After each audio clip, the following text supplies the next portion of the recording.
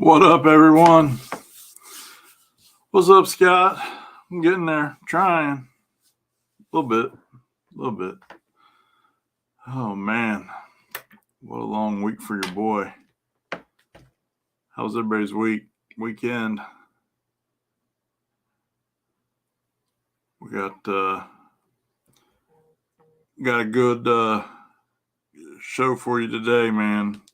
Lonnie's one of the baddest mofos out there when it comes to transmissions, and he's going to come and share some information with us. What's up, bud?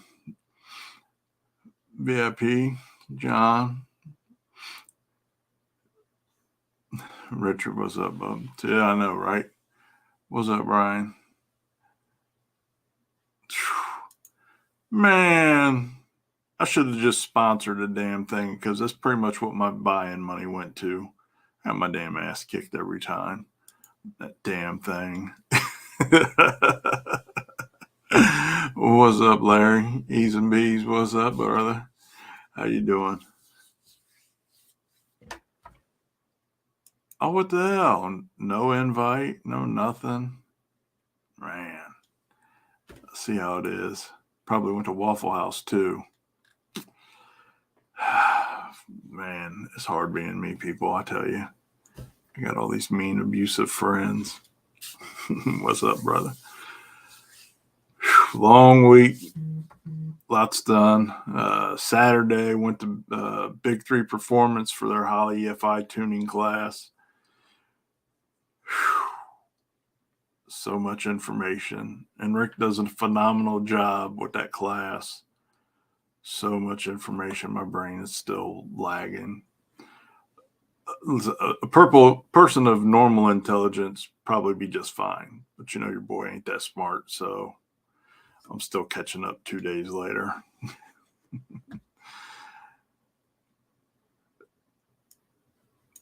Oh, damn it. Did I? I missed it. And then by the time I saw it, I didn't go back and watch it. Now I got to go back and watch it.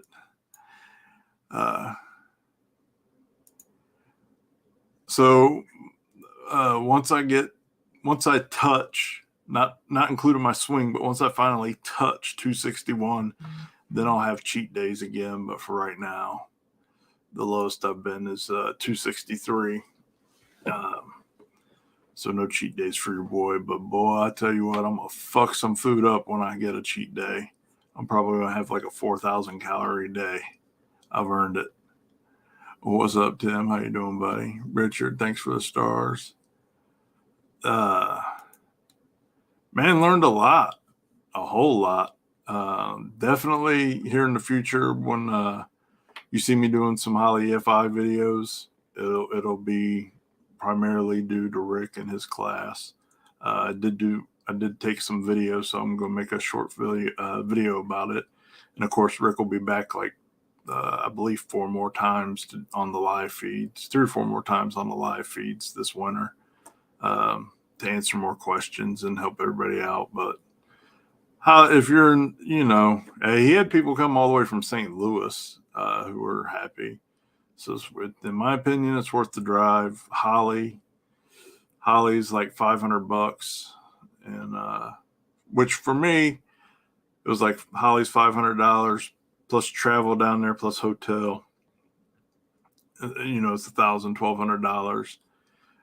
I went up there with Jeff Dean, Hard Tire King, and CJ Buckner, and we just went up and down for the day, so it wasn't that bad. A couple $100 and a lot of great information. Well worth it, man. Well worth it.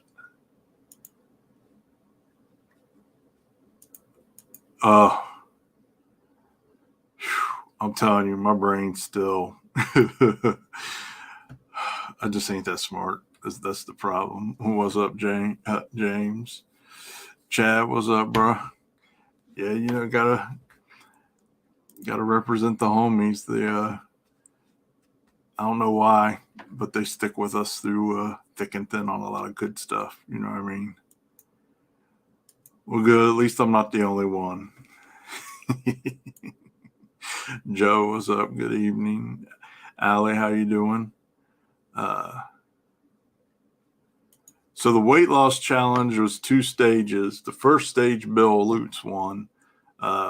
He lost the highest percentage of body fat. I'm not sure where everybody stands on the second one, but when he won the first stage, I think I was 4th place at that time for percentage of body fat. And since then, I think I'm down probably like another 20 or so pounds. So I don't know where that puts me officially, but I'm still trying to win that. I'm still trying to win that one too.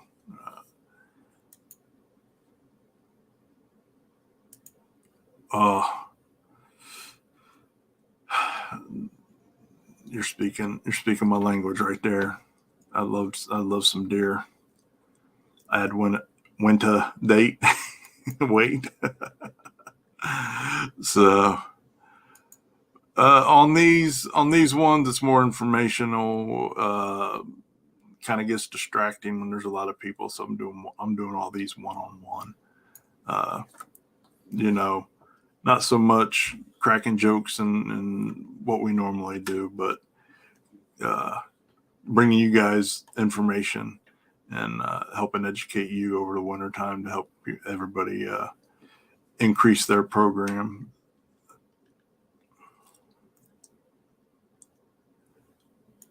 Man, I tell you, it's not that bad. Honestly, I'm talking shit.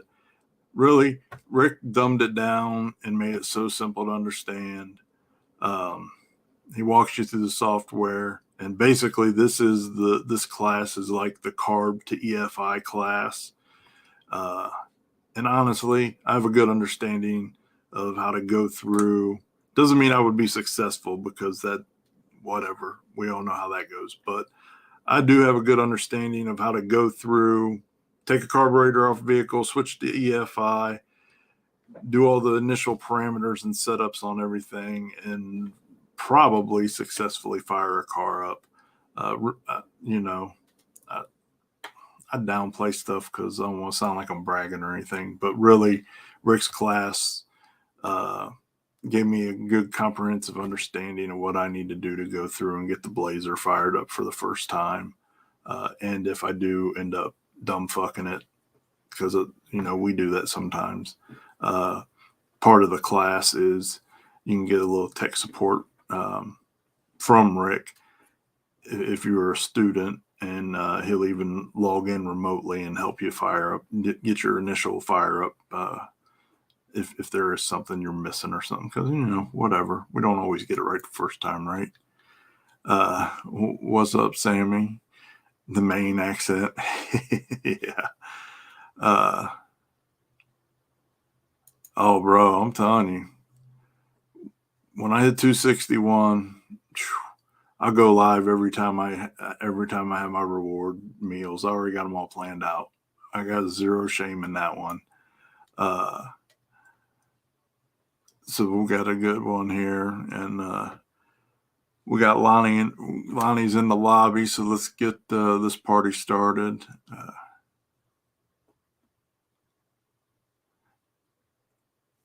Yeah. Just 2 quick ones here. Yeah, Richard couldn't get it right after we started testing. Anyways, too fat. Yeah. EFI, I'll help you out with that. Amanda, what's up? Thanks for tuning in. I've done a little bit here and there these last couple of weeks, more than I have the last few months. I've just been focused on losing weight, man, and learning. I've been educating myself a lot on a whole bunch of different stuff, so I can get out there and be competitive. We got some fast dudes out there these days. I gotta have every advantage I can. And one of my advantages is having these guys on my team, because Lonnie and Mike Turner built my transmission and built a gangster. So Lonnie, what's up, brother? Anything I can get away with, which is nothing. Well, that might be some of the company you keep. Just saying. It could be. Yeah, it could be. Justin. I wasn't going to say any names.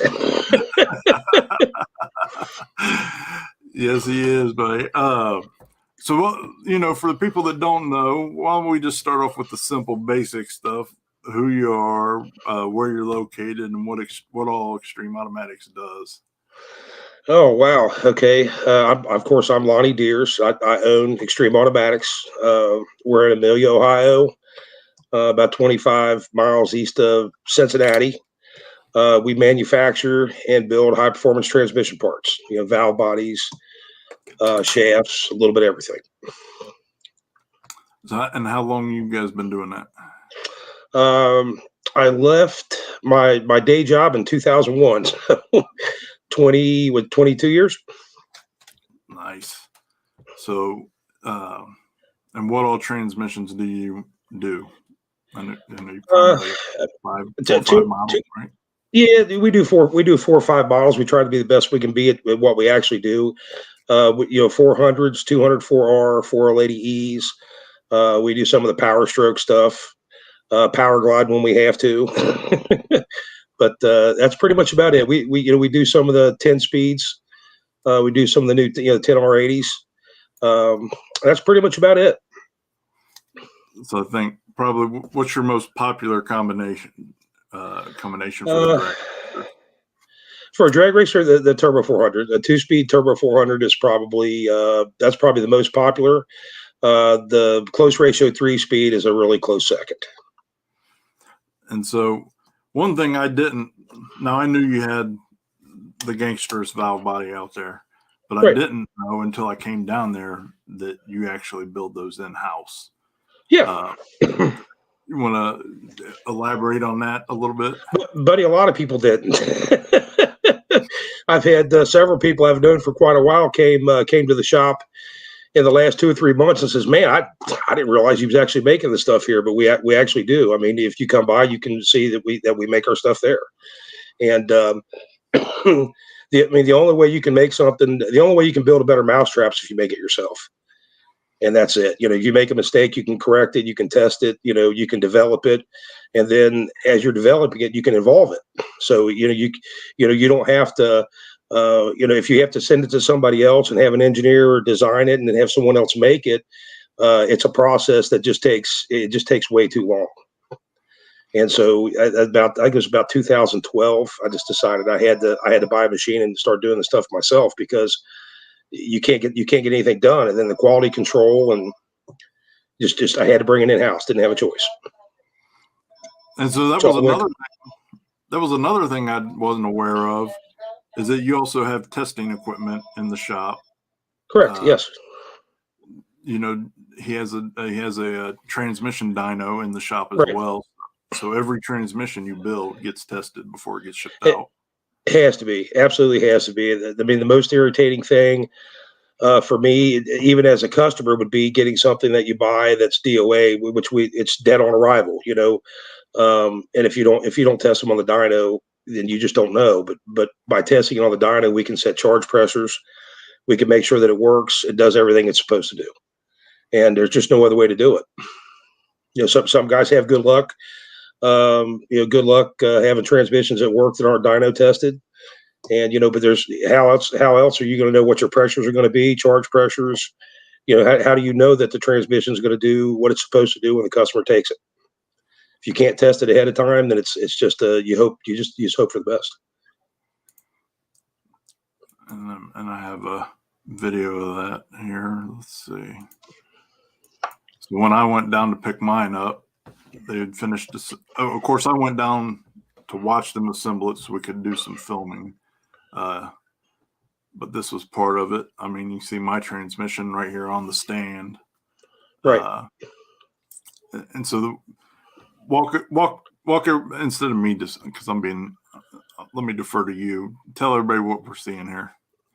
I mean, what we're doing here at this point is we're checking the line pressure on the transmission, charge pressure, looking for leaks that we can actually test on the engine stand, and just make sure that the trans brake works, what the pressure is with the trans brake applied, and that the transmission will go through the motions and do what we expect it to do. A dyno is just to run the transmission through the motions. It's not to apply horsepower to it. We're not trying to break it. We're just trying to make sure that you have everything that's necessary to come up with a good build. So that way you've built it, you know it works and functions properly. Your customer knows that it's been dynoed and that it's getting shipped out functioning properly. That is correct, yes. And everybody can be happy and everybody can move on to the next thing in their lives. Exactly correct. Scott wants to know why laugh when you said Powerglide. Because I've taken a lot of heat over the Powerglide. But, my job is to take people out of a Powerglide. I'm pretty opinionated when it comes to nothing wrong with a Powerglide for a small, lightweight transmission. It's a great little combo. It's just not, I like the Turbo 400. I like the fact that we can do so much more with it than we can a Powerglide. And there's no, don't let anybody bullshit anyone. There's no new development going for a Powerglide. There's nothing out there. They can say there is. There's not. I mean, there's just no new development for a Powerglide. So what you're getting is 10 or 15-year-old stuff that people are trying to do a little revamp on to bring in to our times, and it's just nobody's doing a very good job at it, to be quite honest. So let's talk about what are those differences why would you recommend a 2-speed 400 over a Powerglide? Oh wow, okay. Well, first of all, strength. I mean, they're in basic form, they're far superior as far as strength goes. But the biggest thing is in the Powerglide, they're so deeply rooted with Chinese parts now. You don't know when you're buying good stuff and when you're not. And so, that's just one of the small things in the Powerglide market is the Chinese parts have made their way in. And so, that's one thing. The other thing, but the biggest thing to me is the strength and the gear ratio. When you can take gear ratio out of a car and apply more power and get the car up on the pipe faster, it typically makes the car faster. Also, by taking some of the torque away, you could also make it more controllable. So, I mean, to me, it's a win-win. And they're not cheap to build, but Powerglides aren't cheap to build anymore either. So, you can take a 400 in a stock case and it'll handle 2,500 horsepower. I mean, that's it in a nutshell. You can't get anywhere close to that with a Powerglide. No, I didn't. Nowhere close. I didn't know you could get that much out of a stock case. Yeah, but buddy, $5,000, 2,500 horsepower. You're not going to get anywhere close to that in a Powerglide for that kind of money. Period. Nice. I mean, it's just not going to happen. So I'm gonna. Justin said talk about all the different valve bodies, which I do have. They were assembling mine at this point, and look at that bad boy right there. But I am working on a Powerglide valve body. I can't throw the Powerglide under the bus too far. But I'm working on a build aluminum Powerglide valve body that Griner and I made many years ago.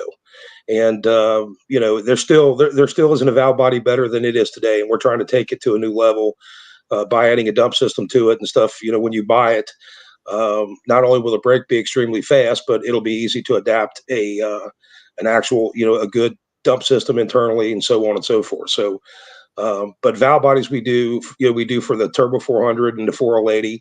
The 400 we do 2-speed forward Powerglide pattern. We do a 3-speed reverse pattern. We do the 3-speed clean neutral. We do low band apply.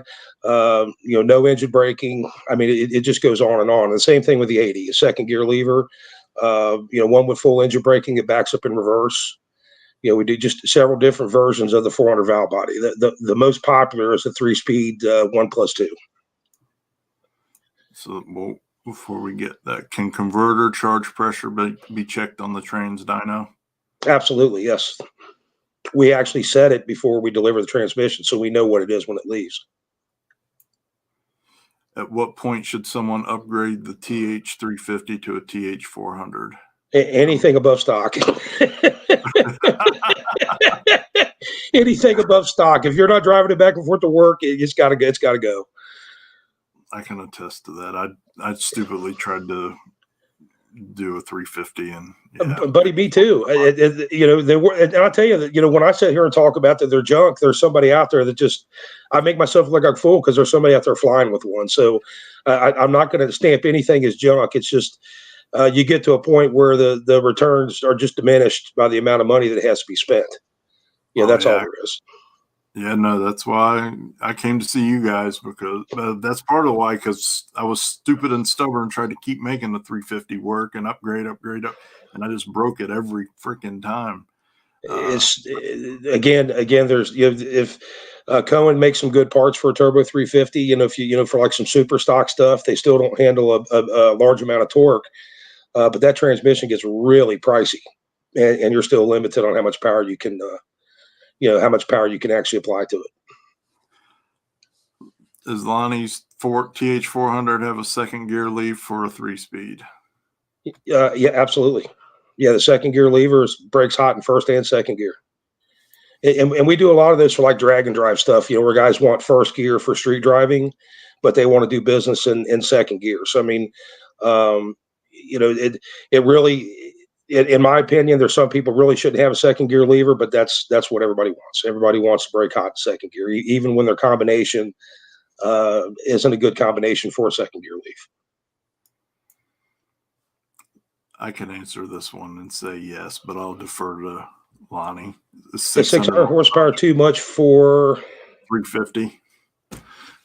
I think so. I can tell you my experience. I broke 3 of them in 2 months. Yeah, I'm just, like I said, I'm gonna go out on a limb, and I'm gonna say this, and there'll be 50 people who prove me wrong, but anything over 500 is 500. They seem to be pretty reliable, but much over that, they just, it's hit or miss. And like I said, there's somebody out there that's flying with one that never tears one up, but I won't build them anymore. So I mean, it's we won't. We will if it's somebody we know it's a driver, and there's it's in a cyclone or whatever that's an all-wheel drive car that has to have that transmission, or something similar where they're converting from a 700, we'll do it, but it has to be somebody we know. We just won't take them off the street. Oh, sorry. Another thing that impressed me was all the brakes that you guys had in stock on the shelf. And we still do. We have more than that now. I mean, so like if you go, I'm gonna be honest. When you go to Lonnie's shop, it's small. You look at it from the outside, and then you go inside, and I was completely dumbfounded by how much you guys actually have going on inside the building. It's a lot, yeah. It's a lot. You guys are like a little hidden gem down there with all the technology and advancement and knowledge. I mean, couldn't stump you guys. I called you, and told you and Mike, I don't want anything that's going to break, and you guys told me what to do, and I think we got a good deal going. But no doubt, didn't bullshit me either. Told me all the right stuff, and told me some stuff I probably didn't want to hear as far as cost goes. But reliability is more important than cost. Buddy, you will remember the quality long after the price is forgotten. That's just the way that it works. If you sell somebody something cheap and less than what they need, it's a bad deal for everybody. I mean, it really is. It's a bad deal for me because you want to kick my ass, and it's a bad deal for you because your shit's broke. It's just the way it works. And that's what led me to you, because I had, like I said, I had that turbo 350 before. And I broke it, sent it, had it upgraded, broke it, sent it, had it upgraded again. And I mean, the third time I got 2 launches off of it before I wiped it out. And I was, whatever. So I was just done with it. TH350 4500 stall with brake, Hughes converter, 500 horsepower. I think we're a little, I can't draw that. Explain that one to me a little better. Ricky just switched to a 350. Yeah, I know better than that. Well, I agree, Chuck. I agree. Didn't pull any punches, didn't bullshit me. I told him what I wanted, and he told me how to get there, and we got the game plan together, and took me a while to save up the money, and that it wasn't cheap, but I told him I don't want to break, so that's what we did. Yeah, but buddy, you only pay once. I mean, that's the other thing too. Like, I mean, I don't know what everybody else does, but man, we do a flat $450 to freshen up a transmission. Doesn't matter. I mean, I get them in from the mid 2000s. It's $450. You don't pay twice. You know, I don't know how some of these guys can charge what we charge for transmissions and then bring them back and charge it all over again. It doesn't make sense. Yeah. Thoughts on a 4L60, 550 horsepower? Yeah, absolutely doable. And so what do you get? What would you do to that 4L60 to make it reliable at 550 horsepower? But I mean, sleeve the drum. The stuff that YouTube will take a 4L60 to the 550 horsepower range. You know, sleeving the drum, using a good clutch module, making sure you have good pressure. You know, a good shift kit. I mean, it's a pretty simple transmission. You know, 550 is pretty. That's a realistic number for a 4L60. Is this a Chevy only group chat? No, people put 400s in Fords all the time. Absolutely, but we do a lot of them. So I do more small block Ford and more small block Ford mod motor, Coyote stuff. I've done a lot of Coyote 400 stuff like that. Do you have a DIY parts kit to assemble your own? At one point in time, we actually did, but it's so difficult to get the regular clutches and steels and things like that to do business. We can't sell them. Otherwise, we can't build the stuff that we have to build in house. So the answer is yes and no. Yes, we would normally, but under the circumstances, we don't because the parts just aren't available. Just the basic rebuild parts are next to impossible. Big block Ford with nitrous, lots of torque, and it does have lots of torque. That motherfucker broke the earth, son. Running a Powerglide, how can a 400 help? Taking ratio out. If you take ratio out of the transmission, you can leave the rear gear ratio the same, and you can apply more power. You can shorten your ramp, and you can lay the pipe to it much sooner. And if you rattle the tire, the gear set will actually live. How about a stock rebuild on a 6L80 out of a Suburban? Man, we don't do R&Rs on something you drag in. We do 6L80s. We would do a 6L80. Just depends. The performance work and the manufacturing is the top priority. It just depends on on when it comes in. If it comes in where we can get it done in a reasonable time, we'll do it. But guys aren't going to wait 5 or 6 weeks for their driver. Man, they got to have it turned in a week. So if it's something we take in that we can't turn back around within a week, we typically won't take a 6L80 unless we know we can have it done within a week. Scott, interesting. I've used glides for 20 years, never had any issues, but never had over 2,000 horsepower. Buddy, nothing wrong with Powerglide, buddy. Nothing wrong with Powerglide. Just because I prefer a turbo 400 doesn't mean there's anything wrong with a glide. They have their place in the race world. No truer statement, Jason. Jason and I were talking about something else yesterday, and then he brought you up and just sings your praises as well. Hey, they're good guys, man. I'll tell you what, they've become my friends. I've known them for quite a while, but I mean, they're good dudes. No, they're some of my favorite people, man. I love Jason and all those guys to death. Yeah, they're awesome. I spray 2 stages, 100 off the hit, 200 right after, so they can handle 700 or a little more. What we got? Scroll back. 700. So that was the one earlier. 350 with 4,500 stall with a brake and a Hughes converter. Hell no, man. I wouldn't do it. Yep, Coyote with a TH400 here. No problem, man. Yeah, 400 Coyote's real popular. I have a 400 I've been meaning to bring to you maybe later this week. Kyle, get your ass over there. Come on over. What are you doing to my man? So let's back up a little bit. We got sidetracked. Justin said tell him about all the different brakes. I know you kind of touched on it for like 2 seconds, but If I talk fast, you have to slow me down because sometimes I do get in a hurry. that's all right. So what all options for brakes do people have if they call you? It's really the brake is always going to be the same. It's the shift pattern. Like I said, 2-speed, 3-speed, clean neutral, low band apply, things like that. The trans brake's always going to be the same. It's just going to be the shift pattern that they prefer. And then let's see here. Why does your transmission build seem to bump in smoother than most? The reason it's smoother is because, well, if it depends on. I've seen them be pretty rough. It's really the brake release is pretty fast, so it takes. I'm not going to say it bumps any smoother than anything else, but the brake release is very fast, so you can pulse width modulate it faster, which may make it seem to bump it a little smoother. But a lot of it has to do with the way the bump box that you're using.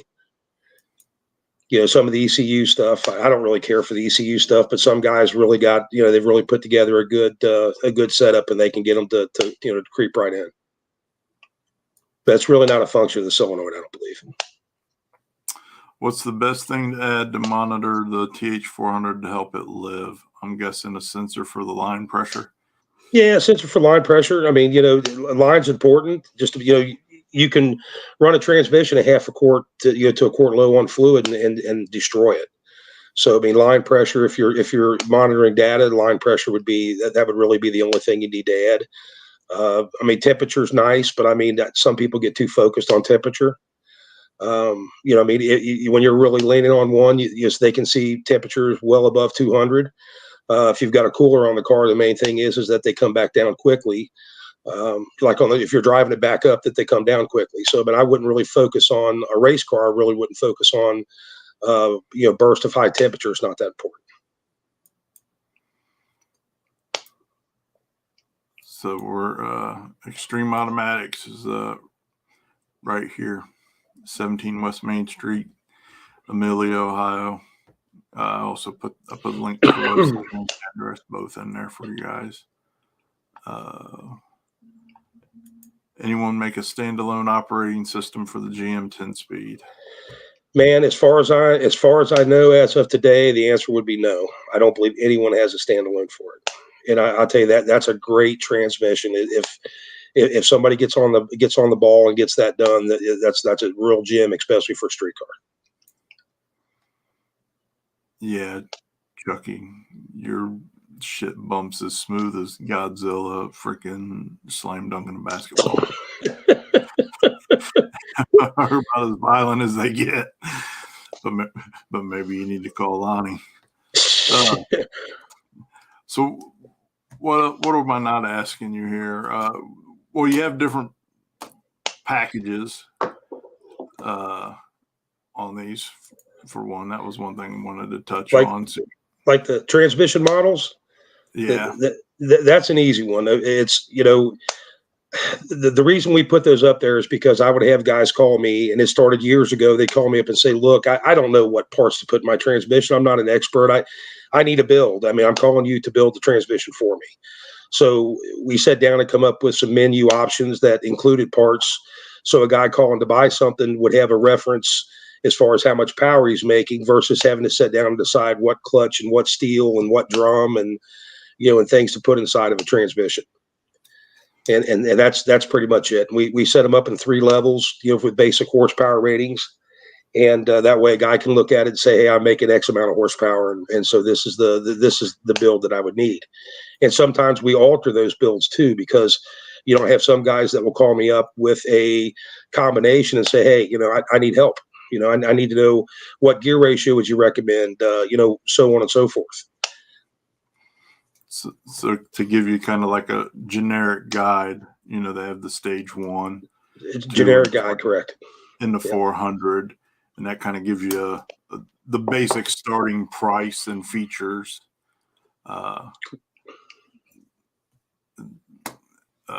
So you get a basic idea. So I took it down, but what you got? The stage 1 is 800 to 1,000 horsepower. Stage 2 is good for up to 15. Stage 3 is up to 2,000. Or you could do the TH400 2-speed turbo glide, which is what I did. Was 2,500, but then we upgraded a few things, which I'll never have that much horsepower, but the reliability, you can take a 400 as high as 4,500 to 5,000 horsepower. It just depends on, and there's lots of options. It really depends on your combination. So on mine, Lonnie built it for 3,500 and told me I should never heard it. So 2,500. 2,500. I should never heard it. I told him I'm going to try. And he said, do it, man. Show me. I would. Guys, listen. When people come into my shop, I know that they're not driving. They're not buying a transmission for their grandma's car. They're bringing in stuff to go racing. I challenge you, take it out and beat on it. You abuse it. As long as you keep transmission fluid in it and treat it fair, it'll do the job. But I challenge you the same way. Go out there and break it for me. Nope. See, that was why I was sold. He was like, "I dare you." I was like, "Show me, show me I'm full of shit. I need to see it." So my tranny rolls a few feet when I hit the trans brake. It's what did we miss? We got cut off. Give me the rest of them. The rest of that. What line pressure do you look for down track with a glide?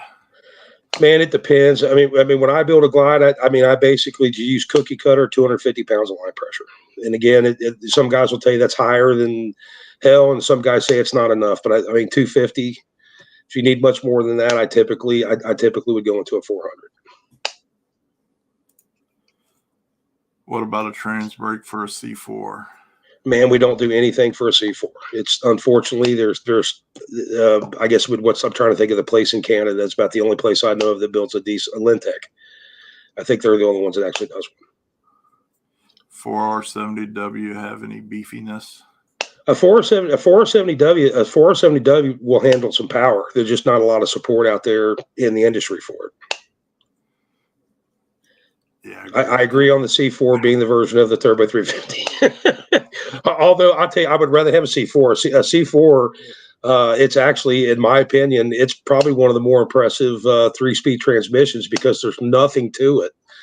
It's amazing. It does what it does for the small parts that are inside of it.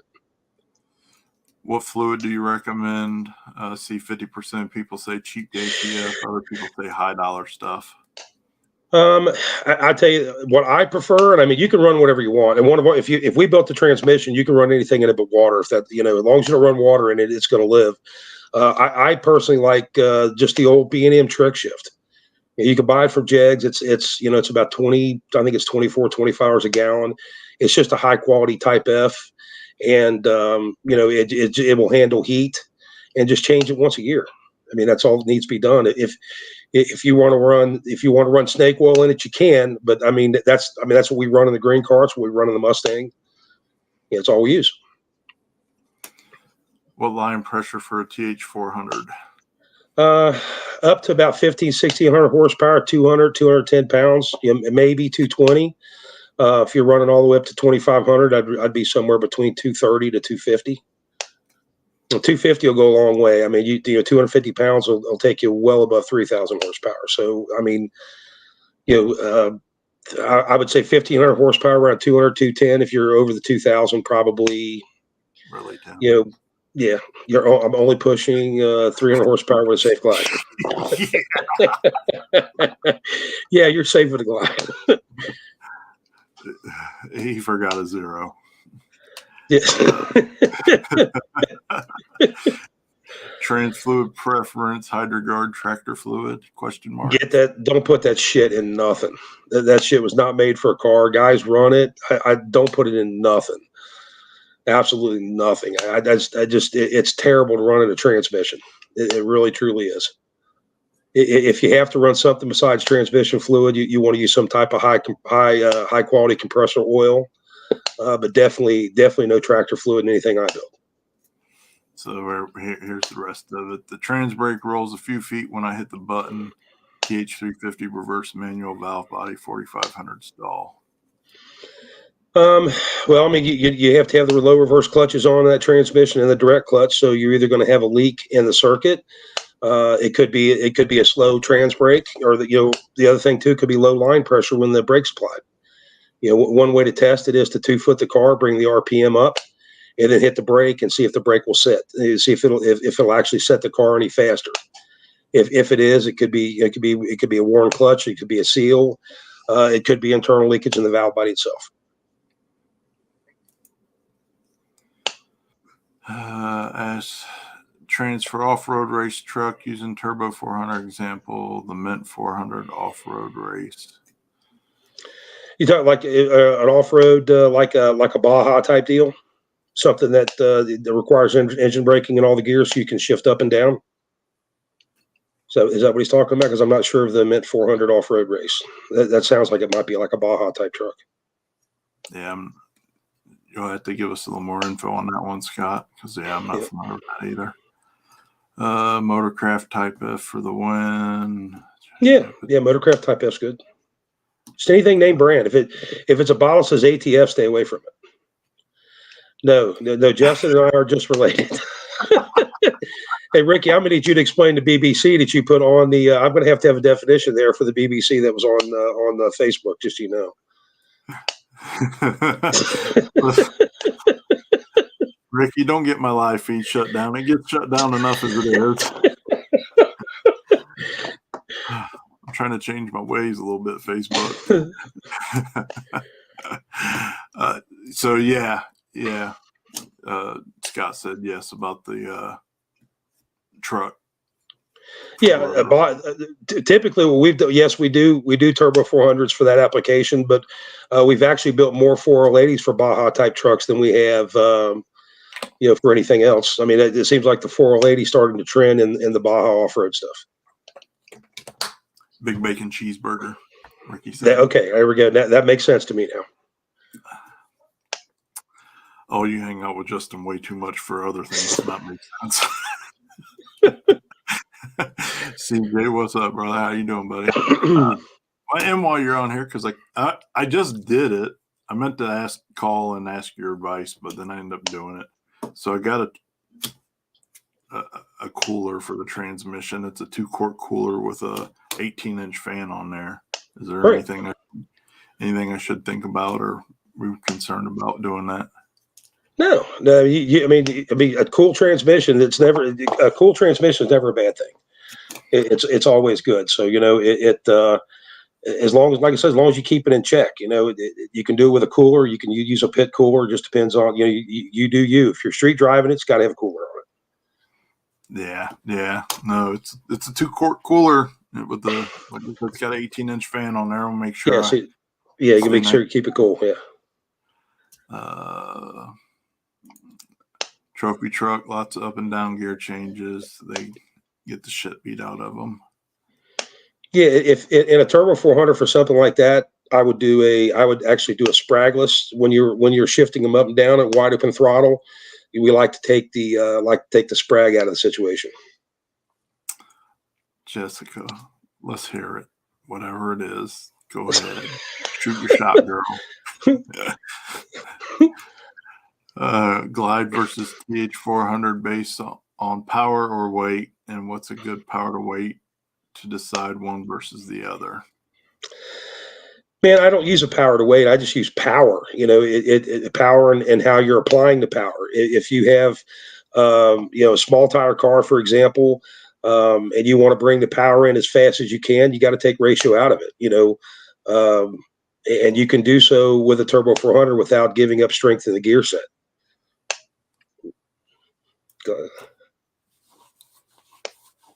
So there's the address again, Jessica. Yeah, so back to the off-road truck. He's thinking 4L80 as well. It's backed by 600 horsepower LS. Yeah, that's a piece of cake for an 80. Transmission maintenance, fluid changes, filters, band adjustments. Question mark. I mean, I would change the fluid if it's a street car. I mean, anything, I would change the fluid once a year. I mean, period. That's why I like the petroleum oil versus the synthetic. I change it every year anyway. A fluid and filter change once a year. It's always a good thing. Band adjustment on a Powerglide. The Turbo 400 doesn't really require one unless you buy an adjustable servo. And while the pan's down, I would check the servo adjustment, which really only applies to like a turbo car, which is bumping and causing the band to wear at an accelerated rate. It might require an adjustment. Powerglide, I do probably a couple times a season.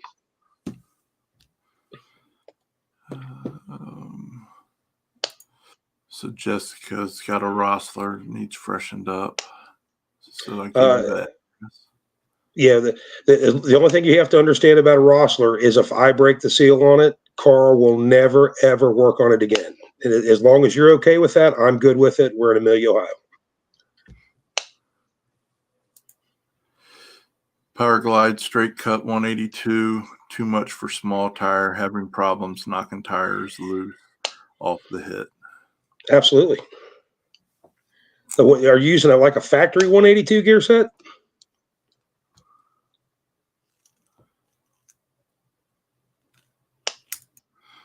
About to send my stock case stock planetary glide to the moon. You won't be the first time. Won't be the first one to do it. Wants to know if you can ship trends as well when he's ready to order. But we ship them all over the world. We ship them to Australia, Europe. We can ship anywhere you need to go. And yes, I warranty my stuff for 1 year, and it's $450 for a lifetime fresh up as long as you own it. Yeah, Chucky, I agree with that comment on Tim's issue with knocking the tire off. Freaking 1,000 horsepower nitrous. But we ran a Glide in the green car in 15. I mean, we started with a Glide, a 169 Glide. And man, I tell you, we were hitting it with 700 and blowing the damn gear set up. We tore it up quite often. We went to a 400. We didn't touch it. Tim said it's a Sonex. Did I pronounce that right? A Sonex 169. What gear set? A 182? Oh, 182 Sonex. Okay, a Sonex. Yeah, I mean, to me, it's too much ratio. If you can't, if you're having to take power out of the car to apply to get the car to leave, and you're on a decent surface, you have too much ratio in the car. And so that's something you can do simply enough, right? Yeah. Let's see. Whatever, man. Whatever. Don't get me started on you, Ford boy. Drag and drive stuff. Hey, you stay off the small block Fords now. Don't even get on the small block Fords. Drag and drive stuff. TH400. Anything special you recommend to make them live? Turbo car makes 1,300 turned up. Man, keep them cool. Good fluid and keep them cool. Keep the tractor fluids out of them, and keep the temperature down during the driving portion, and they'll hang. I mean, it's a pretty. If it's a 3-speed, or 3-speed or a 2-speed, I mean, if it's built properly, that should be no problem for a Turbo 400. Sweet. I put the link to the website in the comments also, so just scroll back and you can get the phone number and everything. Give Lonnie a call when you guys are ready to make a coffee table out of. I have to disagree. I do both, man. I tell you, I love our LS engine and I love my small block Ford. I just got to be straight about it. I would almost challenge here. I'm going to stick my foot in my mouth. I would almost challenge anybody with a 5.3 to make the kind of power we're making with what we have. But I would challenge somebody to do it. Yeah, I just can't afford to build Ford stuff, or especially not even Mopar stuff. I'm gonna have to agree with that too. You do have to have a pocketbook. It's not for the light. If you're a little light in the wall, it's probably not a good engine choice to choose. But I Yeah. love my small block Ford, and I've never ever built another. I've never built one before this one. So I'll tell you, probably one of my favorite cars out there, as far as the engine sound goes, is a small block Ford. And I know you but guys are absolutely, the shit I talk, but I don't think there's a better sounding car in the entire world of small block Fords than Raggedy Ann. That thing is just amazing sounding. it sounds good, man. My little Ford sounds pretty good at 8,800 too. Well, yeah. And CJ on the launch. That thing is awesome. Absolutely agree. Let's see. Well, buddy, I'll drive it. No, I won't. I don't drive other people's stuff. And the problem is because I have zero regard for my own health, well-being, or safety behind the wheel. So I drive like a fucking idiot. And I can't turn that off. Brother has a stock 302 block for sale for $200 cash. Favorite recommended fluid for the 400 again. Won't let us scroll back. That's okay. I like B&M Trick Shift. You can get it at Jegs and gallon jugs for like $25 a gallon. It's just good high quality Type F. And just the Type F, Type F works well. You just have to if you don't buy high quality stuff, you just change it a couple times a year. But the B&M, I run it all season, change it once a year. Yeah, no, I love the sound of a big block Chevy too, or Hemi or whatever. I'm a fan of CJ's regardless, but that combination is right.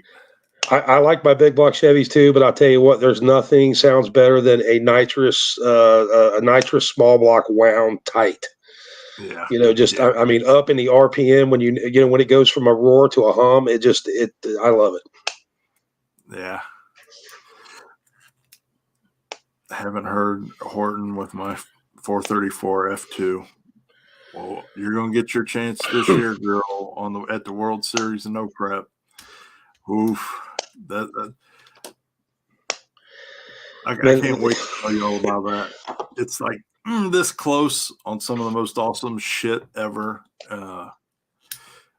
It's hard for me to keep my big mouth shut. I agree with you. The old 340 Mopar is a good sounding motor too, but it's still not. It's a little boaty. It sounds a little more like my C-Ray than. That's the only thing. But I mean, that big old gangster 13 to whatever compression nitrous Ford small block is, yeah, in my opinion, difference in a good iron valve body versus billet. I've heard bad things about billet and dumps. Okay. All right. Yeah. Well, first of all, if you work with an iron valve body, okay, I'm gonna talk about Turbo 400 and Powerglide separately. But on a Turbo 400, if with an iron valve body, you're stuck working within the confines of the channels that GM produced. I mean, we can mill them, we can whack them around. We're still stuck with with a valve body that has to make turns, so on and so forth through factory passages.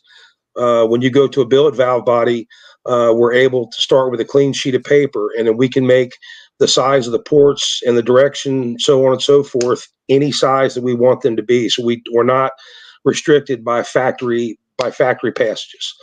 So we can reinvent the wheel for lack of a better term. Now with there's been some talk about when you use a dump valve, when a billet valve body gets warm or hot, the bores in the valve body open up, and then you have internal leakage, which does affect the dump. How we combat that is we actually use 6061 hard coated aluminum parts, so they expand and contract at the same rate as the valve body itself. And by doing that, we can actually run a tighter tolerance in the bores of the valve body, so we lose absolutely nothing. And our clearances will actually shrink some over are the iron counterparts. So we don't have the unpredictability that you would have in an iron valve body or a valve body that someone has made and used steel parts inside of aluminum valve body. So yes, there are, if you have an aluminum valve body that's running steel parts, you have a valve body that when it gets hot, that is more than likely going to leak worse than a rusty bucket, and is going to cause problems with dump valves. And that applies to a Powerglide as well as a Turbo 400, period. And they can make excuses. Somebody can tell you anything they want to tell you. Those are just facts. Can anybody stump this man? Somebody give me a transmission question that's going to stump him. Tim, get some ratio out of that thing. Take some ratio. 108. What are you pulling a trailer or what's going on here, man? Get some ratio out of that car. Tim, call him tomorrow and tell him, what kind of horsepower and weight you are, and give him all your details, and he'll definitely get you in the right direction, man. I know you don't want to put that out here, but call down there and talk to him. Was running high guard, but now you got me scared. There's nothing to be scared of. Here's the only thing the point I'm going to make on high guard. High guard is too thick for a transmission, and what happens? It has a hard time passing through the filter, and it can actually cause the transmission to cavitate by trying to move the fluid into the pump and actually aerate in the pump. So sometimes. And what people will typically do is they'll run high guard to thicken the oil up to band-aid a converter that was too loose to begin with. And what I would say is that you don't do that.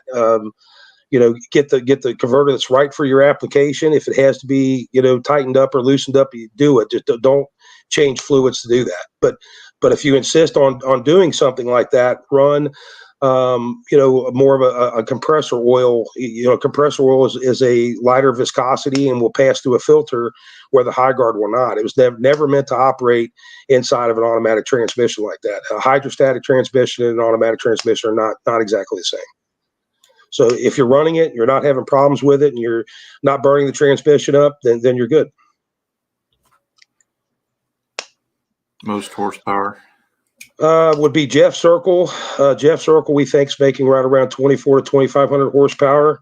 He's been 718 at, I believe, 194. I think you're right. Another one that I'm a fan of.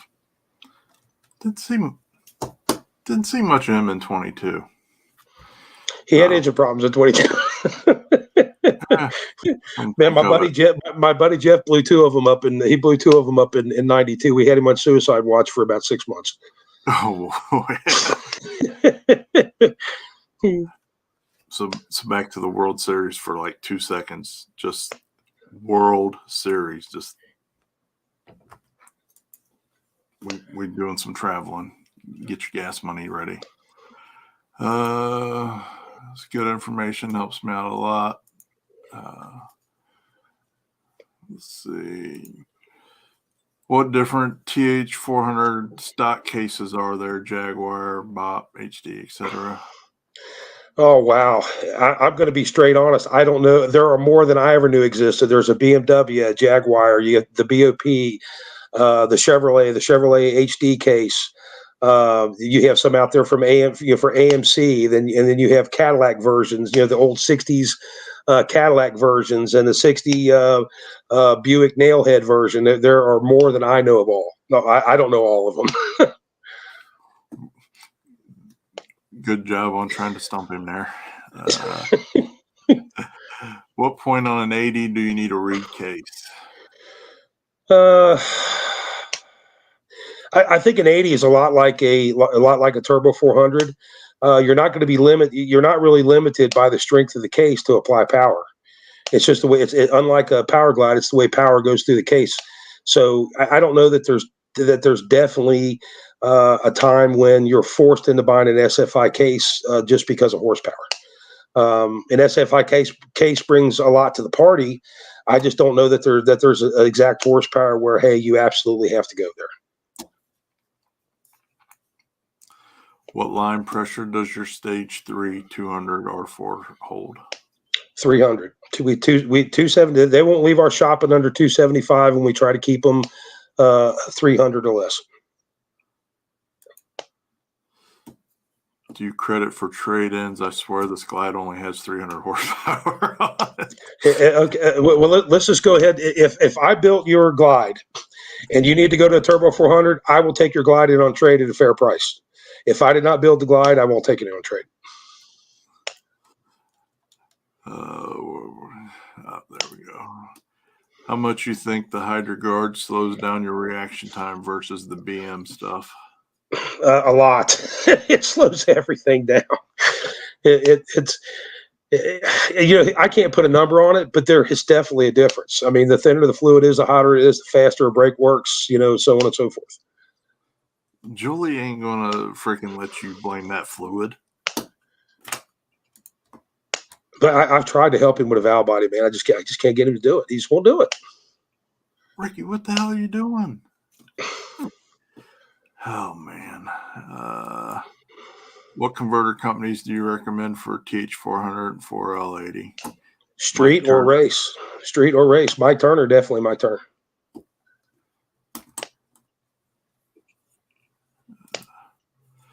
I've got an EA Stage 380. Are there other benefits to the reed case since it's not really needed to keep the trans together?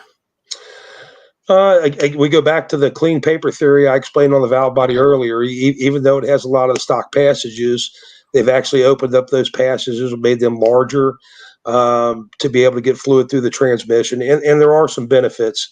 The intermediate clutch in an 80, you have the lugs that go 360 degrees around the intermediate plate, which you cannot do in a stock case 80. So if you're making a lot of power or running high line pressure to make power, you're not going to knock the lugs out of a reed case that you could possibly knock the lugs out of a stock case. So there's several, and then separating the bell housing from the actual case itself, where the bell bolts on, it removes stresses in tire shake and situations like that from actually busting the transmission case. Where a stock case, typically, if you rattle a tire, or have real hard tire shake, it can actually break the bell housing on the transmission itself. Yeah, Turner. I mean, there's lots of reputable companies out there for sure. Turner's my first go-to. You also got 501. I don't know, Dad, are you in Ohio? You got 501. They do great stuff. Obviously, a lot of people like Hughes and where the hell did Pete move to? Circle D. Circle D, yeah. So I mean, there's 4 reputable places. You have the case in stock. LOL. In stock. Oh yeah, Turner.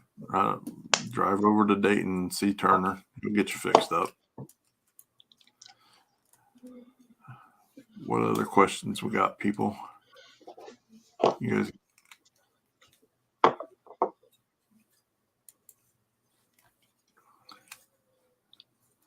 What haven't we talked about? We talked about valve bodies. The dump valves. We never got into the dump valves. Dump valves. So what do you got?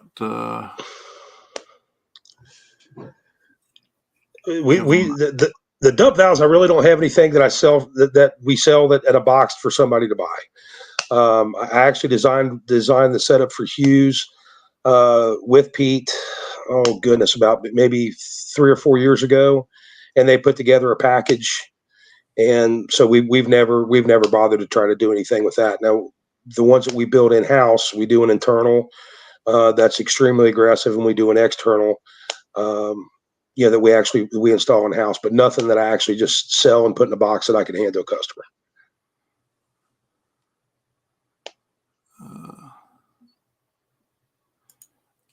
Quick draw, yeah.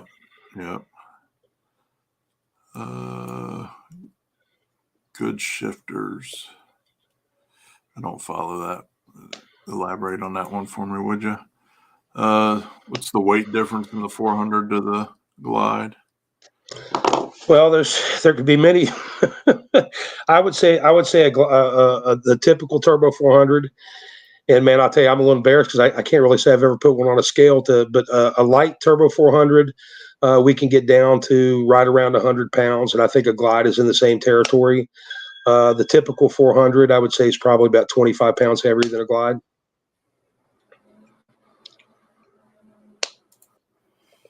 I need a 400. Hard to find nowadays. That is true. Any good places for people to look that need a stock 400 to build? Buddy, Craigslist and Facebook Marketplace, and they expect to get set on fire. Call tomorrow and get this trans back to you for it. Great. Be interested in the new Powerglide design. We're the Powerglide valve body, like I said, it's built aluminum. We're using all aluminum valves in it, so we don't have expansion problems that the billet valve bodies out there have. And we're also setting it up to where brake speed can be adjusted, so it'll work for a pro tree racer and a bracket racer. But the biggest thing is the way most of these people do the internal dumps is wrong. They're actually we actually want to cut fluid before it gets to the converter, not after it goes through the pressure port to the converter. So we want to make the most aggressive dump system that we can for the Powerglide valve body. Do you repair any Japanese A340 Alva super transmissions? No longer, we don't. No, we used to do A340s, and now our job's to take them out of A340s and put them in turbo 400s. We do a 2JZ adapter type setup. Just got in. Thoughts on a 4L60E mine handles, mid 10s, and a 4,800 pound truck pro charge. Man, would it be my choice? It probably wouldn't in a 4,800 pound truck. I know some guys do it. It wouldn't be my choice. Not in a truck that weighs that much. What trans temps do you like to see? Realistically, in a street car, I'd love to see 160. But 160 to 180 is it's a good reference. You're never going to do any damage to those numbers. Oh, I got a couple sitting out in the shipping containers. I'm gonna have to. Well, buddy, I'm going to tell you 300 to 600 for a stock 400. Buddy, don't be surprised, but that's actually a realistic numbers. Yeah, Ryan, you want the bracket racer set up? Nobody wants the bracket racer set up. Nobody wants Ryan that. Does. Ryan no, does. He doesn't. Nobody does. So we touched. Yeah, so that's what we did on mine was the internal, and then so another thing that was impressive was based on how mine was built was how Lonnie adjusted things, modified things in my internal dump valve to work with the parts, like he was just saying, versus just slapping some shit together and hoping it would work. And there's a lot of that. I see people waste a lot of money on that, but it like I said, sometimes it works for them, sometimes it don't. But that's where you want experience and the honesty, not somebody just trying to sell you a couple of parts and some service and doesn't. Got to be good deals, man. It's got to be good deals. It's got to be a good deal for me and a good deal for the customer. And then everybody's happy. That's the thing. If you're partners with your customer, then and they get a good product and they're happy with it, then it works. It works for everybody. Win-win. What else we got? So what's new? I hear. So talking to Jason, and then we started talking about you for a little bit, and he was telling me some deals you guys were working together on some equipment. What's new in your world in that respect? You want to talk about that? Yeah, I ordered another 4-axis. I have a 5-axis CNC mill now. I ordered a 4-axis that's very similar or identical to the one that I have, but a 4-axis, and I also ordered a CNC lathe. and Jason and Brad are buying my 4-axis Haas to take to their shop and make parts. Yeah, Tim, call him, man. He'll get you taken care of for sure. Do you make your own planetaries? Unfortunately, we do not, but we bring in parts in to do it. That was the whole purpose. That's the whole purpose of getting a lathe, man. I've had it. I've absolutely had it. And so, what kind of problems are you having, and how will this be a solution? Well, it'll give me the ability to make some of my own stuff. I can't make everything, but I'll be able to make some of the planetariums I use a lot of that I can't get I can't get when I need them. That's all it boils down to. If you're constantly, I can have all the transmissions in the world and sell all the parts in the world, but if I can't get gear sets to build them, then they just sit around and pile up, and that's what we have going on now. It's really hard to get 400 gear sets right now, and so some of those I need to make myself. Do I need a stock trans to give you? You don't, but my core fee is salty, so you'll find somebody out there that'll turn one loose for less than what I paid for the ones that I have. So the answer is no, you don't, but you might save $1 if you do. 77 Monty has 400 with manual valve body, 4500 stall. Since 92, still together. There you go, buddy. That's like so that's a good testament for a Turbo 400. Do you have a typical ratio you like to see for certain track types? No prep, street stuff. Well, I mean, not really. A 2-speed 400 will work for just about anybody. I mean, that's one thing I would say. But again, it depends on the ratio you're running in the car, how much power you're making, so on and so forth. If you're making 12 or 1300 horsepower and your gear ratios somewhere in that, I'm going to go out on a limb and say 390 to 410. Maybe a 373, a 148, a 148. Just it's a see it all, do it all, have fun ratio for a 2-speed 400. Oh, I bet you he's so happy.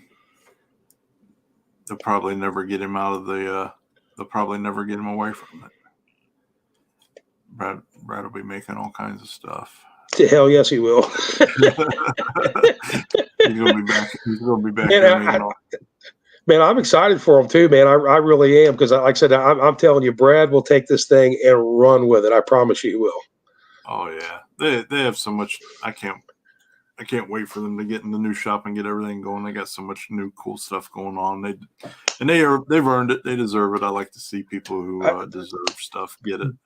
Buddy, totally, I absolutely, totally agree.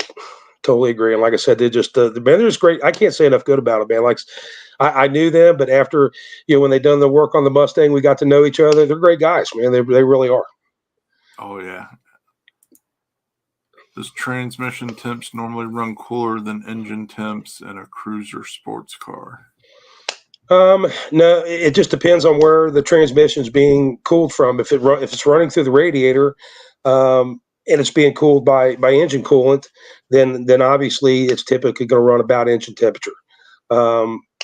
If you run an air-to-air cooler, it's possible to run cooler than the. You can't obviously get the ambient, but it could possibly run cooler than the engine. And if you do a dual cooler setup where you're going through the radiator and back to an air-to-air, it will definitely run cooler than the engine temperature is.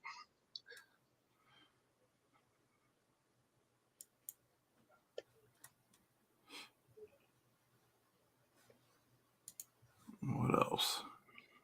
I figured you guys were going to have more. Well, Lonnie, you kind of done a really good job of answering all these questions. Really, we get more questions. Not that anybody else. Well, I tell my wife I'm not question man when she asks me, she gives me shotguns me 300 questions at one time before I could even answer the first one. But I knew I wasn't going to get away with that here. So. Let's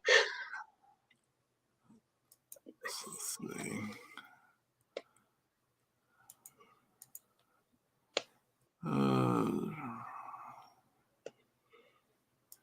Robert already has your stage 3 ordered.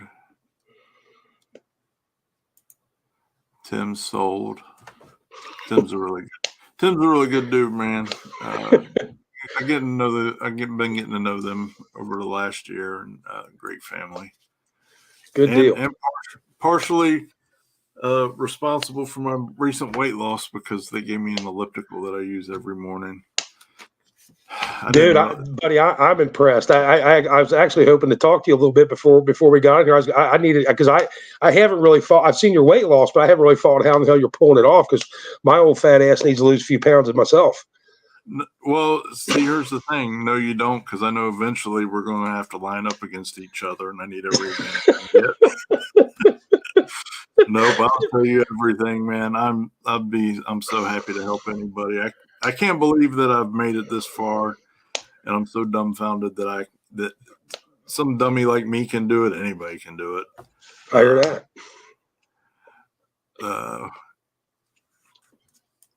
What would you do that for? We gotta talk about that whole thing.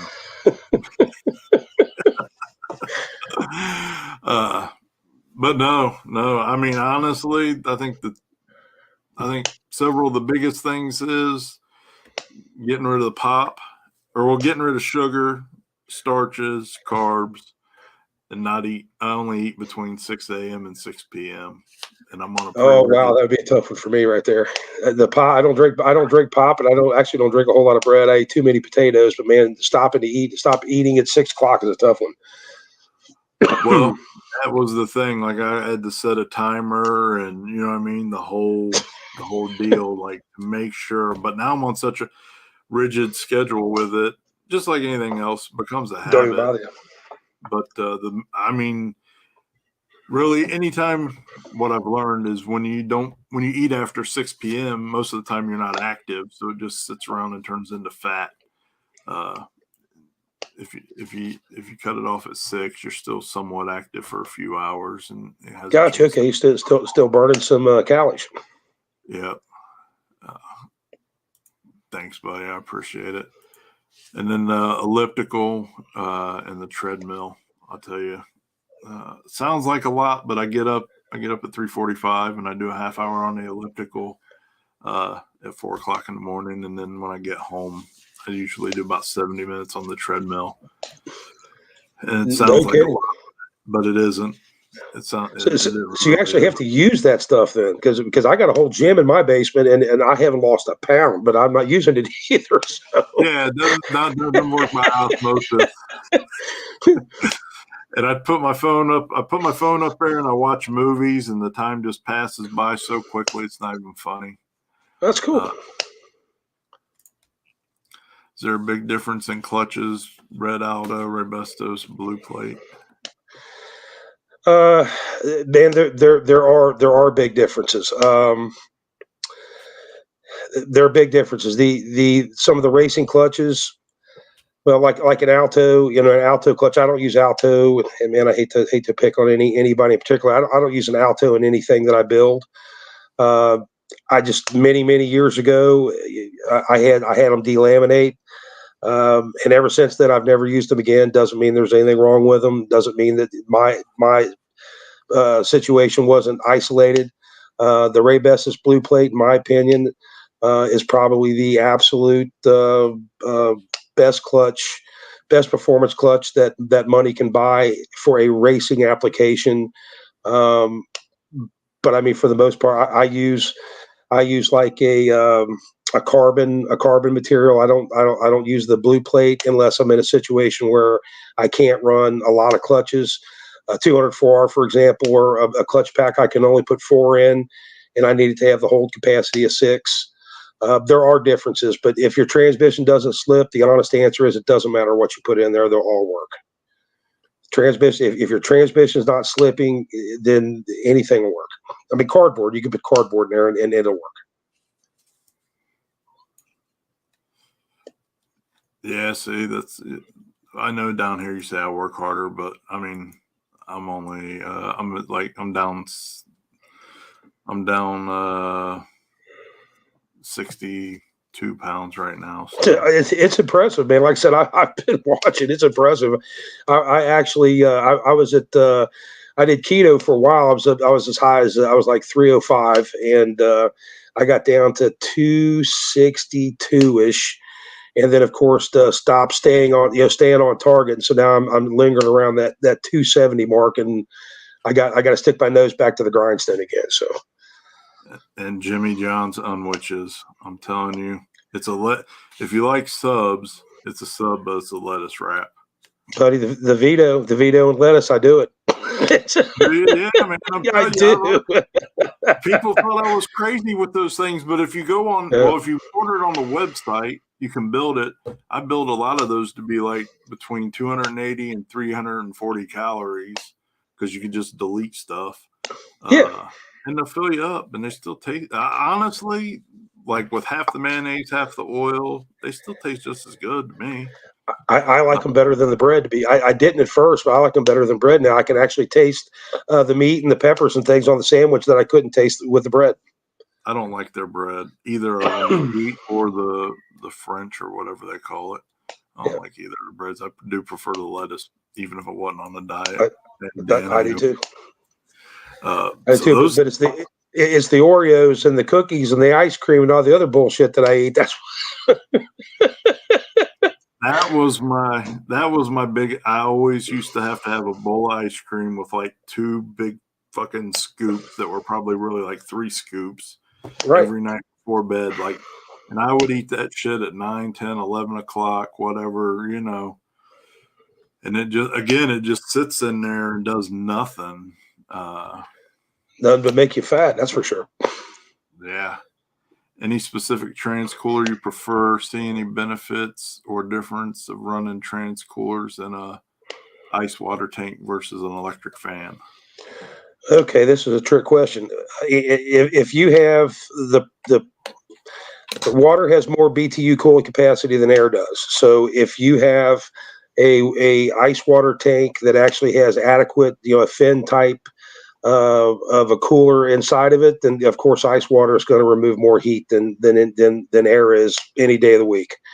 But if you want something that doesn't require ice water to cool the car down, the Durali Atomic Cool with a fan is probably about the best. That's probably about the best cooler that I've ever used on a street car. I run one of those actually on the Mustang, and we run a heat sink on the Buick. I do like Jersey Mike's, but you can get theirs like on as a. But the only thing I like there is the Philly.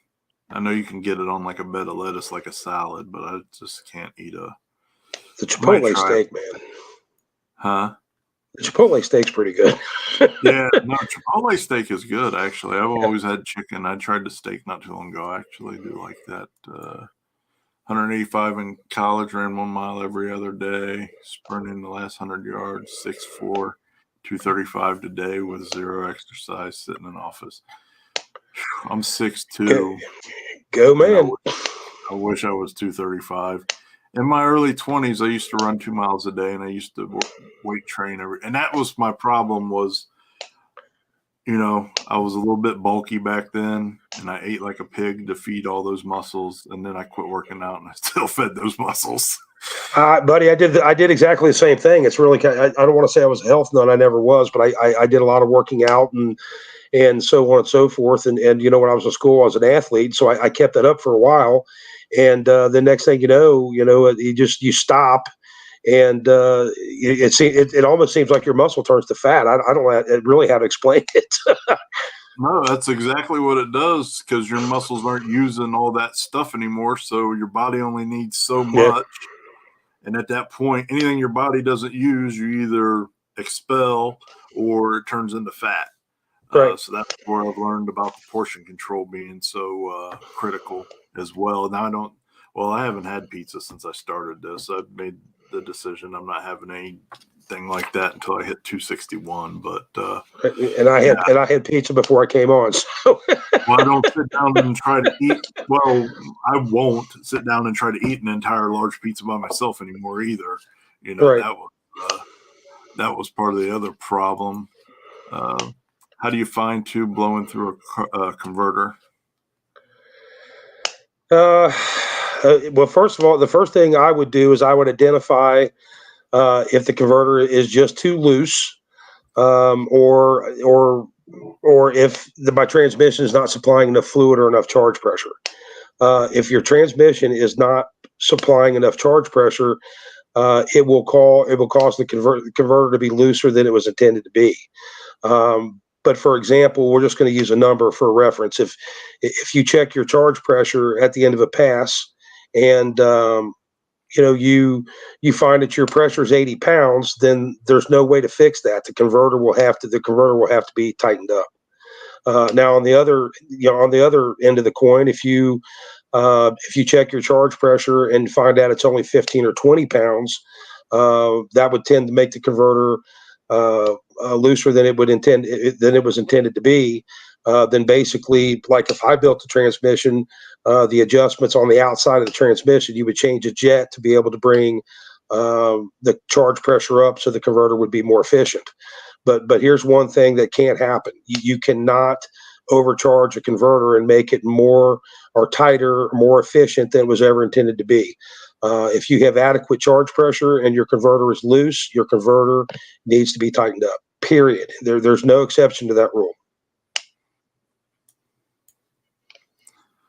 Did you mention transmission pans? What's the best one for racing? It doesn't really matter. I mean, the transmission pan's not important. You can use a factory deep pan for that matter and do just as well as I do with a $400 fancy dancy aluminum pan on my transmission. So the pan's really not that critical. For Turbo 400, I prefer a deep pan, but it could be a factory deep pan with a good filter, and it'll be fine.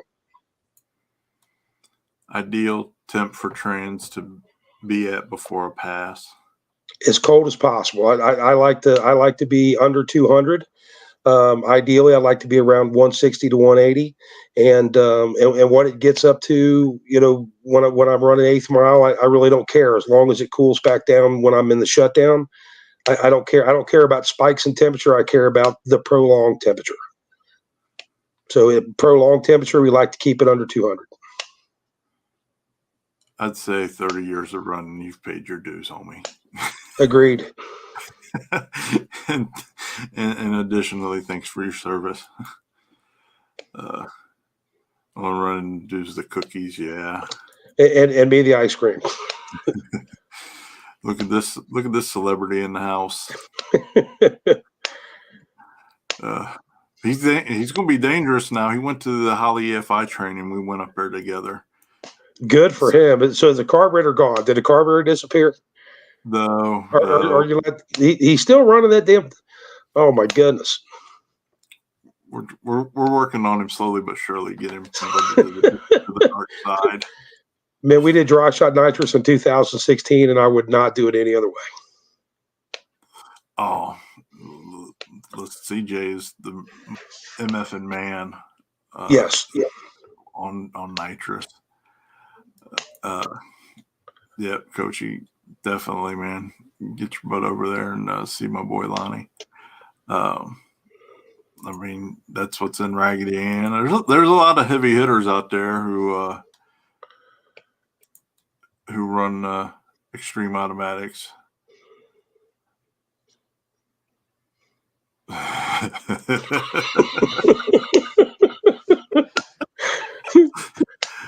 Oh man, yeah. So he Jeff Dean and I went together, and so now, yeah, the world is not safe. Especially when we all have to lean on each other to advance. Oh, it'd be a horrible situation for somebody. Well, Josh, I have a question. I have a question for you, man. When are you guys going to start requiring full cars to show up to race, man? I got to have an answer to that question. I mean, what is this bullshit of people showing up with no front ends and building cars now that front ends can't even hang on? I mean, what's going on here? That I don't know. As you know, I don't like rules. I kind of get your point on that one. I do. But I'm also like the guy that doesn't like to stifle innovation. I understand. Yeah. Yeah. Some of Well, these purpose-built vehicles have gone kind of to the extreme, and oh, it's not. you're going to see an extreme one this year. You can't. Like these extreme weight biases and stuff. You just can't get. It's kind of funny because you really can't get too far out of bounds with what you have to begin with.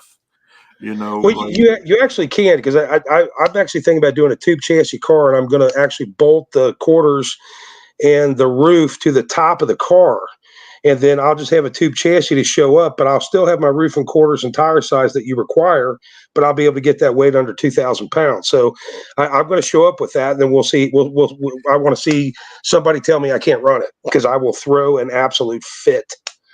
so at my race, uncaged, still roof and quarters, 28, 10, 5, 9W, no wheelie bars, basic safety equipment. Show up, you can run. Fair, You know fair what I mean? enough. I can't speak for other people, but actually, any of the World Series and no prep events, there's 10 of them. Any of them, you would be fine to run in. I'm telling you, bolting the quarters and roof are going to be bolted to the top of the car. I might even put them on with, I think the best way to do it is if I put them on with zip ties, and if they blow off, I can continue to run because they blew off while I was racing. That's what I'm thinking. We got to do a little bit better than that, but I'm just giving you rough. I'm giving you rough time. I'd have to honor my rules though and allow it. I'm just giving you a rough time. Well, I did talk about doing it today, but I don't have a tube chassis to do it to, because I would absolutely do it. I'd go cut quarters off of something at a junkyard and bolt them right to the car. Well, the new thing right now is these guys are out west. Man, it's kind of getting big. These guys are buying like these old abandoned bracket cars and turning them into no prep cars pretty cheap, which actually is a pretty damn good idea. Not a bad idea. I agree. Yeah, I mean, I would never thought about it, but yeah, it's not a bad idea with considering everything that's going on. What's up, David? How you doing, brother? Let's see. I run 3 passes 10 minutes apart and never get over 190 degrees. You got no problems, man. Got mine race ready. No doors, no front end, no deck lid, no windows. You're good to go, buddy. You're good to go. You do that. That's close enough to a car. That's all you need. Pro Mod Doom Buggy. Buddy, I'm telling you, we actually talked about that today. I looked around to see if I could come up with one. I had to test the water, but I just couldn't come up with anything. Probably wording this wrong. My understanding is you can overspin a 400 shifting into neutral without a safe neutral. Can you overspin a glide shifting into neutral at the end of a pass? I've never seen anybody do it. A turbo 400, you absolutely can. On a glide, I don't believe so. And so then to follow that up, what should people do if they have a turbo 400 and they're at the end of their run? If you value your life, don't run one with an iron drum. That's where I would start. And absolutely, positively, no iron drum. And if you have to have an iron drum, don't neutralize the transmission. You have to let the engine break down. The other thing too is, let's get something clear. A safe neutral, it is safe to neutralize with an iron drum. A clean neutral is not safe to neutralize. And there's a lot of people out there advertising a clean neutral as being safe. They don't know what the hell they're talking about. What a clean neutral does is it holds on to the direct drum so it doesn't spin up. A safe neutral drops out everything. If you drop out everything on a turbo 400, the drum will spin up. And I'm not going to say it'll happen every time, but it'll eventually blow up. Good question. Thanks, Dave. Why did you guys leave Greenville, North Carolina area? Oh man, that's we were actually on Beachmont Avenue, and the building that we were renting there, we were renting at the time, and I thought I was smart, knew more than everyone else. I was there on a month-to-month lease, looking for another building, and what happened is that guy died, and his kids came over and gave me 30 days to move a business, and I had a friend in Greenville, North Carolina. Which is G-Body Parts, had a large Ford dealership that he wasn't using the garage. So the only place I had in my time frame to move the business to, was this dealership in Greenville, North Carolina, and we basically moved in about 2 weeks. And I was down there for 18 months the entire time, looking to come back home because my family lives here, my grandkids, so on and so forth live here. So I was in Greenville, North Carolina, basically by myself. And when we found a place to come home, we came home. It took about 18 months to find a place to move the building to. So I never intended to stay forever in Greenville. It was something I had to do at the time. So on my dad's C4, when you downshift to first, it's like clean, no jerk. When I do it in my Glide, it's a big old shift. Is there a valve body that doesn't do that or something? Hope this makes sense. No, not for a Powerglide. If you shift it into low gear, it's going to be an extreme. It's going to be a train. It's going to be a train crash, especially if you're at any speed. Aluminum drum, level it 3 till your RPMs come down. Basically, what we're looking at when it comes to a drum is the burst speed. The burst speed is at what RPM that the drum itself could possibly explode. On an iron drum, it's typically thought somewhere between 10,000 to 12,000, and an aluminum drum will handle a burst speed well into the 20s to 25 to 30,000 RPMs. So that's basically what aluminum drum would do. You're still spinning the drum up to a speed, but the burst speed of an aluminum drum is far much higher than it is in iron. So and typically, I think it's around 3 times engine RPM. So if you let off the gas at your 8,000 RPMs, I mean, iron drum would go to say roughly 24,000 for reference. An aluminum drum will handle that. An iron drum definitely will not. Change from 3-speed auto to Glide and slowed down. Does that happen or remain a problem? 3/10. So you change from a 3-speed to an auto to a Glide and slow down. No, it depends on your engine. If 3-speed has benefits, and sometimes it doesn't. If you have an engine that operates in a small window, I'm going to say a nitrous car. A nitrous car, typically, if you need to keep that nitrous car in a window of power that's say 400 or 500 RPMs, it's easier to take a 3-speed to keep the engine in that window of power. What I would say is if you went to a 2-speed, or from a 3-speed to a 2-speed, you slowed down. My guess would be either you don't have enough starting line ratio to accelerate the car, or when you make the low to high shift, you're actually bringing the engine out of its power band. So therefore, it could be slowing it down there. I don't think the Glide itself is causing the car to be slower. Maybe the starting line ratio, or possibly the shift drop, if you're having a problem, is more likely where it lies.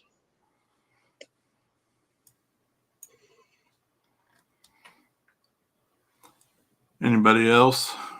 We've been going about an hour and a half. I think Lonnie's answered just about every possible question here.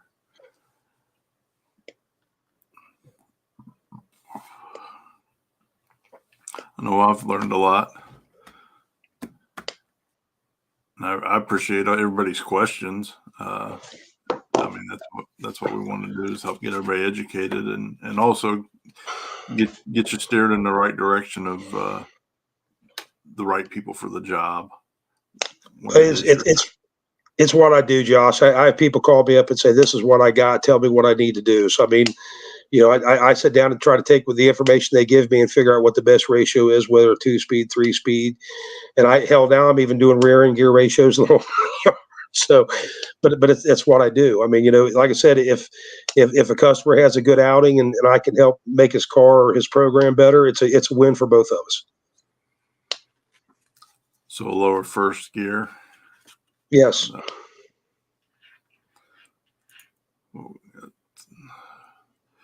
Should you hold in high gear after a pass until RPMs come down before shifting to neutral with a glide with a reverse manual valve body?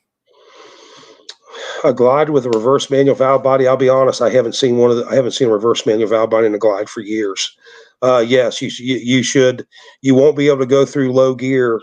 It's too dangerous to take a chance on going back through low gear to get to neutral. If you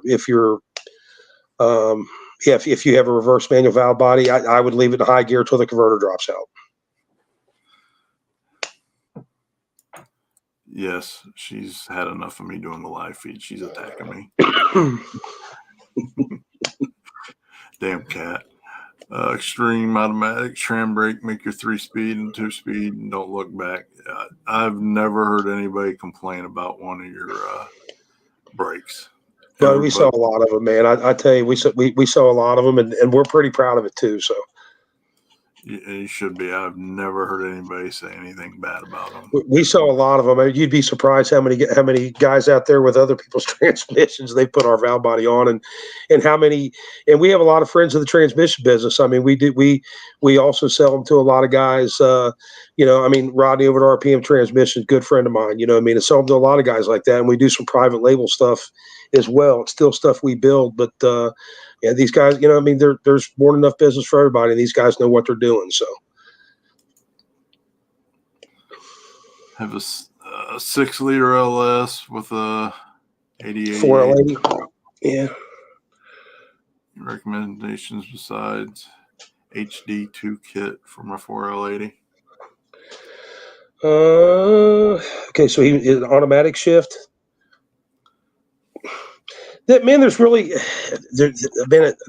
about all you need. I mean, I'm a little biased when it comes to automatic shift 80. So I mean, in my opinion, about 1,000 horse. We won't build one for an automatic shift application that's over 1,000 horsepower. Then we go to a reverse manual, of course, because we build the valve body. But I mean, an HD2 kit, as long as it's got good line, around 200 pounds of line pressure, I mean, that's really about all you can do.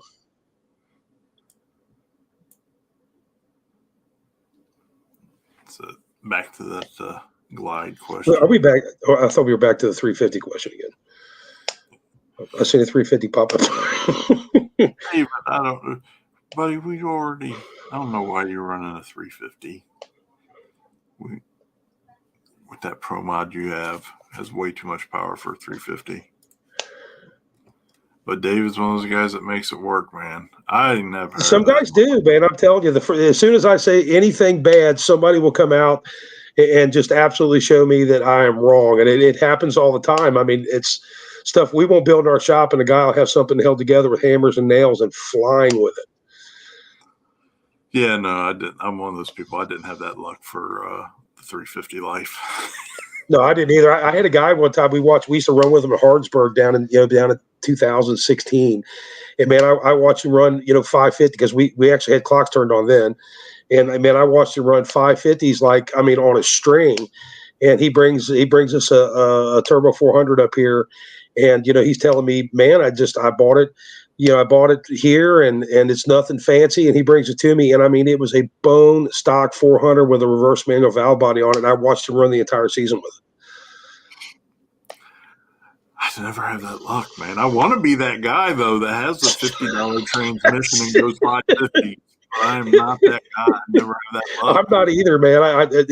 I cannot throw together junk. I just can't. It's not in my DNA. I can't handle it. I just Max don't power have for Bill 350. Man, 500 is my number. I'm not going to tell you that there's not some out there that'll take more, but I mean, I wouldn't do a 500. I wouldn't do a 350 over 500.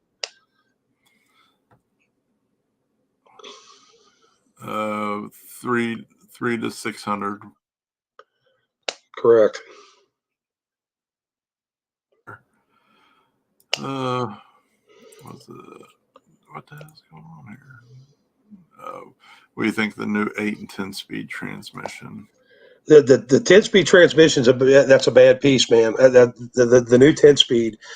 I mean, do I think do I think it'll be in drag racing? I mean, yeah, you're going to drag race with it in drivers, but man, the 10 speed's a badass transmission. 8 speed is too. I like the 10 speed a little better though. Sorry. Oh, man. See, right there, David, 800 horse on a 350. I told you. That's why I wasn't going to say it. I knew that guy was out there. David is that guy. I know. I don't have that luck, man. I'm telling you.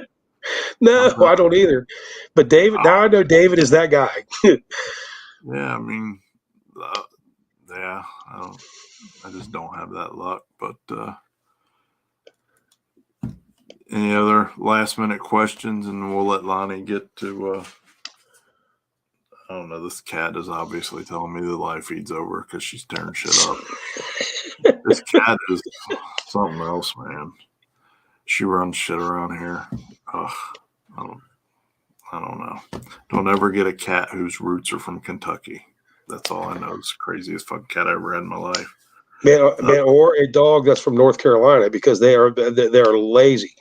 Dogs from North Carolina are lazy. Oh, yeah.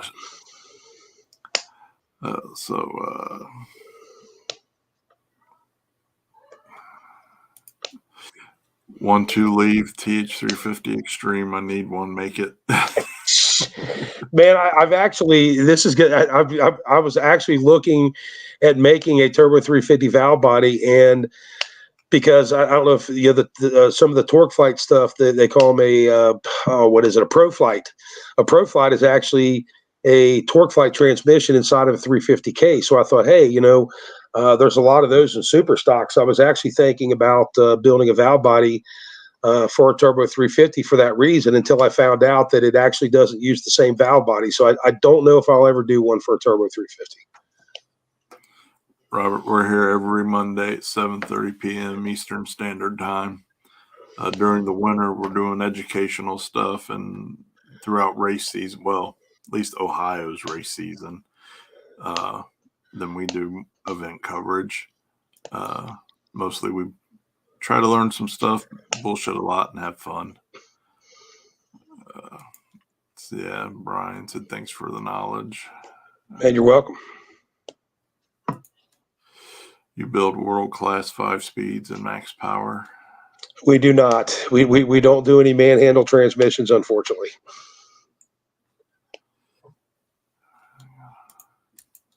Yeah, just there you go. Just drink the Kool-Aid and get on the 400 bus, man.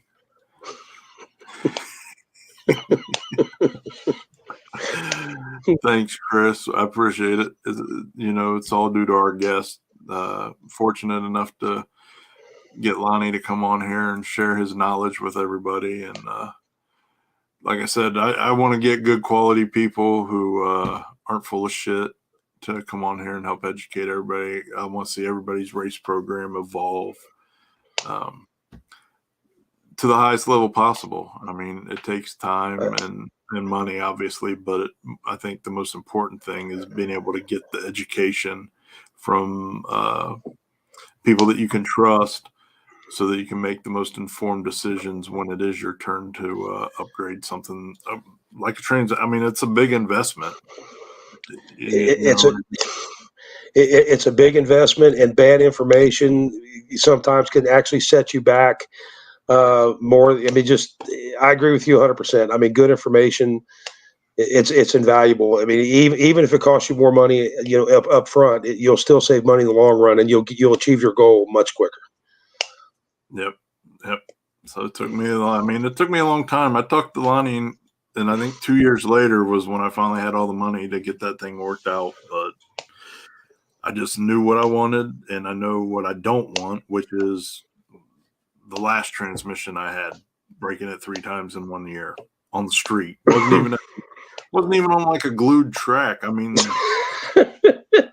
was on the street, which granted that Blazer, it hooks and books on the street. It works very well, but yeah, I don't want those issues. Buddy, I experienced it. I experienced it myself this year. This Mustang. I love my Mustang. Don't get me wrong, but man, I'll tell you what. I wanted to set it on fire more than once. I mean, I could not get that. I've never in my life been in a car I've almost wrecked so many times because it had a mind of its own. And I took it places, spent a bunch of damn money. I finally took it over to 10 soldiers, to professionals, and they hooked it up. And you know what? I just wish I'd have thought about doing it earlier in the year. I just didn't. Who knows why? But like I said, I just went through that myself on suspension stuff. So but I think it's a journey though still too, right? Because I know I'd been to quite a few of those races with you, and sometimes you gotta go through that shit to figure that shit out, man. You know what I mean? You know, you've been around enough. Was you around? Was you around some of the close wrecks? Oh yeah, down there at Edgewater, you know, like the one at Edgewater, I went through the traps like at about a 45-degree angle at 140 miles an hour. You know, and then you wore at the woods. I mean, you know, almost. I mean, how I kept it out of the grass, I don't have any idea. So I mean, it just I just needed to take it to professionals. That's all there was to it. Those guys straightened it right out. yeah, no, you know, they definitely know their shit, and they can get you set up for prep, no prep, whatever. They got good people to deal with. They do what they say they're going to do, man. That's a big deal. Yeah, Joe, definitely watch it again, save it in your favorites, and you know, put your earbuds on while you're at work and just follow along. A lot of great info, and a lot of these, you know, you can go back. There's a lot of great info, and as a matter of fact, next week Rick will be back talking about Holley EFI, but Tin Soldiers will be here February 6th to talk about chassis and setup, and I'm telling you, these guys set up some of the baddest, fastest cars out there, and they get it right. The first time they get it right. The first time, I mean, like I said, they get it right the first time. They did both of our cars. They did the Mustang and the Buick. Yeah, yeah. Good question, Lonnie. We're gonna see you at Uncaged August 5th. Absolutely, yes, we will. We think we're going to bring the green car. We're not really sure. It's the red car, definitely. Maybe the green car. So we'll see. Ooh. And I mean, you know, I couldn't pass up the opportunity for the Holley EFI training, but I was so bummed when it was. I love Cavalcade. I was so bummed I couldn't make it down there. I didn't go, but Justin's a car show guy, so you know, I'm typically not a watcher, but Justin took it down there and won. Hell, he won both classes he was in. So. Yeah, no, that thing is. You guys did an amazing job on that. I love that. It's killing us, man. We want to get this thing down a racetrack. It's killing us. I think we're going to take it to North Carolina in February. Nice. So, all right, everyone, let's let Lonnie get on to Lonnie's regular life. Again, let's see. Let me put the address. And the website is extremeautomatics.com. Get a hold of him. Clearly, the dude knows what he's talking about. Definitely going to help your program, add value to your program, reliability and performance. What more could you want? So thank you, everybody, for tuning in. Lonnie, thanks for coming on, brother. I appreciate you. And, not a problem, my friend. Everybody have a great week. We'll be back next Monday with Rick. Talk more about Holley EFI tuning.